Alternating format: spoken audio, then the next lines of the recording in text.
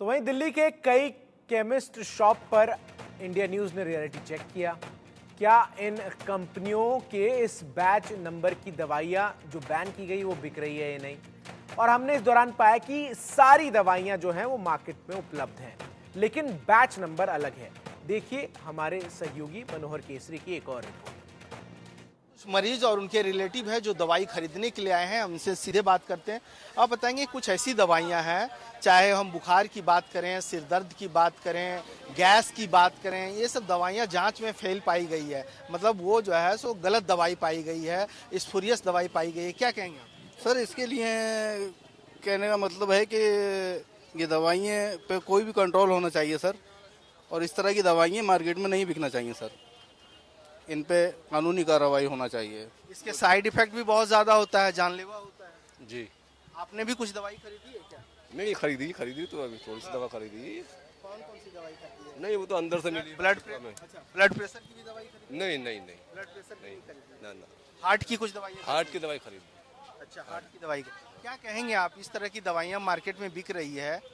नहीं कोई डॉक्टर कुछ बता रही है, कोई कुछ बता रही है, तब जैसी डॉक्टर दे रही है वैसी दवा ले रहे हैं। क्या करें, क्या कर सकते हैं। लेकिन जो जांच एजेंसियां हैं उनको ध्यान देने की जरूरत है। कुछ आ रही कहीं की कुछ आ रही है। नकली दवाइयाँ बन रही वो तो कानूनी अपराध है ही। क्या बोला? जो नकली दवाई बन रही है एजेंसी में वो तो कानूनी अपराध है ही है, तो उनको तो बंद किया जाए जितना जल्दी हो सके, क्योंकि उससे आदमी को जोखिम भी हो सकता है, नुकसान पहुंच रहा है। तो ऐसी दवाइयाँ ना बनाएं कंपनियां, ये और उन कंपनियों के खिलाफ सख्त से सख्त कार्रवाई, सख्त से सख्त कार्रवाई होनी चाहिए। क्योंकि जो जांच एजेंसी है जो दवाई की जांच करती है, सीडीएसओ, उन्होंने ये लिस्ट डाली है अपनी वेबसाइट। नहीं उन्होंने गलत डाली है कि मतलब दवाई नहीं, उन्होंने ये डाली है आपको बताने के लिए, अलर्ट करने के लिए ये सब दवाइयाँ ना खरीदें। तो दवाई अब डॉक्टर लिख रहा है तो हम केमिस्ट पे जा रहे हैं खरीदने, तो केमिस्ट वाला क्या दवाई दे रहा है उसमें हम तो इतना पढ़े लिखे नहीं है और इतना इंटेलिजेंट नहीं है। केमिस्ट वाले ने जो दवाई दी है हमने वो ले ली और वो खा ली, अब वो साइड इफेक्ट करेगी तो उसमें कंपनी की वो है, इसमें आम पब्लिक की कोई वो नहीं है इसमें। वो तो कंपनी है, नकली है तो केमिस्ट पे कहाँ से आ रही है? ये तो गवर्नमेंट प्रोवाइड करवा रही है। गवर्नमेंट प्राइवेट कर रही है उसे तो जब सरेआम देख रहा है नकली दवाई मेडिकलों पे जा रही है तो गवर्नमेंट कहाँ से हो रही है? क्योंकि ये नॉर्मल दवाइयाँ हैं। अगर सिर दर्द की बात करें, बुखार की बात करें, ब्लड प्रेशर की बात करें, टेलमा, ये सब दवाइयाँ हैं जो लोगों को जनरली ज़रूरत पड़ जाती है। जी हाँ जी। और ये सब दवाइयाँ जो है सो स्पूरियस पाई गई है, फर्जी पाई गई है। हाँ जी सर।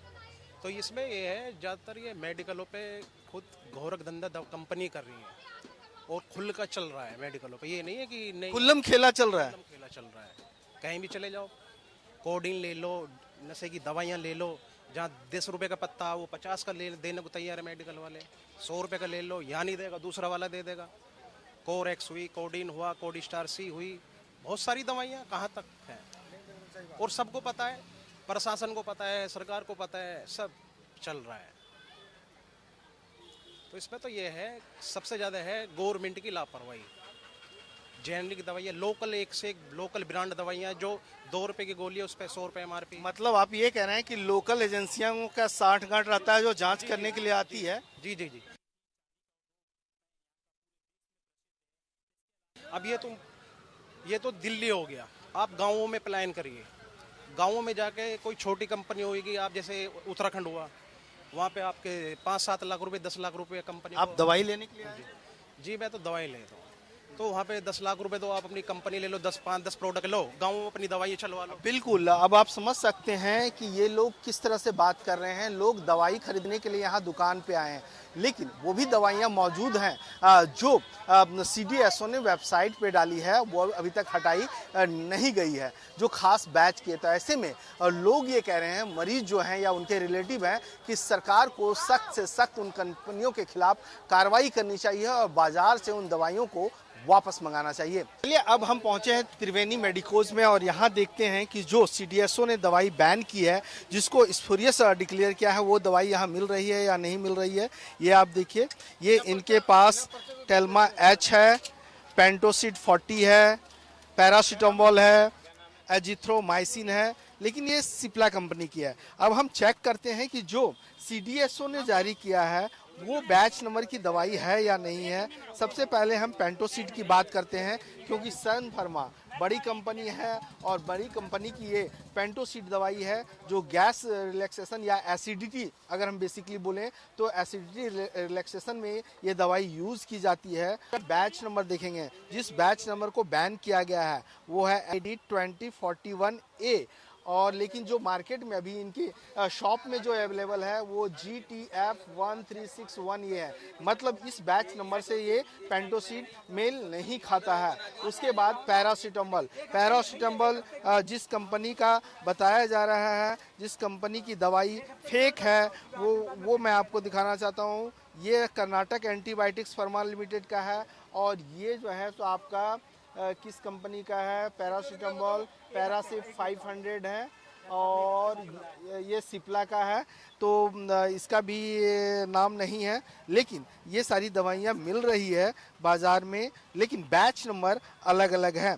और हम बात करें तो ये एजिथ्रोमाइसिन है जो एंटीबायोटिक है और एजिथ्रोमाइसिन को भी नॉट फॉर स्टैंडर्ड क्वालिटी का माना गया है, NSQ ड्रग माना गया है, सब स्टैंडर्ड का ड्रग माना गया है और वो भी इस बैच नंबर से मेल नहीं खाता है। कहने का मतलब ये है कि इनके पास दवाइयाँ तो हैं, दवाइयाँ वो सारी दवाइयाँ हैं जिन जिन की बात, लेकिन बैच नंबर नहीं मिल पा रहा है। हम और चेक करेंगे और जांच करेंगे कि क्या ये सारी दवाइयाँ, बुखार की पैरासीटामोल की बात हो या फिर एजिथ्रोमाइसिन की बात हो, पेंटोसिड की बात हो, टेल्मा जो हाई ब्लड प्रेशर को कम करने के लिए दवाइयाँ दी जाती है उसकी बात हो, क्योंकि ग्लेनमार्क का है। और ये ग्लेनमार्क की मैं बात कर रहा हूँ क्योंकि जिस बैच को उन्होंने बैन किया है वो आप देखेंगे यहाँ पर 1823073 है और जो बैन किया गया है वो 18300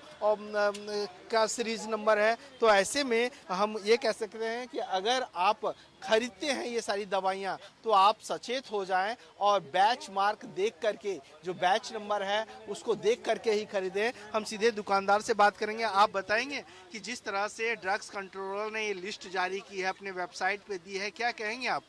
ये सब भी बैच हैं आपके पास? बात करें बैच नंबर है ये सब?